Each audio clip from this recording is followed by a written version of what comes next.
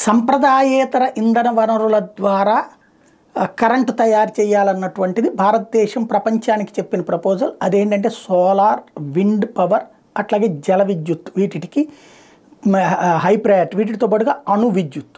ఎందుకు అంటే ఇవి పర్యావరణానికి ప్రాబ్లం లేదు, కరెంటు ఉత్పత్తి తక్కువ ధరతో వస్తాయి. తద్వారా ప్రపంచ ఆర్థిక వ్యవస్థ కుదిరిపడుతుంది. రెండవది ప్రపంచానికి మేలు చేస్తుంది. ఇందులో భాగంగా భారతదేశ నరేంద్ర మోడీ సర్కార్ కొత్త కాన్సెప్ట్ తెర మీదకి తీసుకొచ్చింది.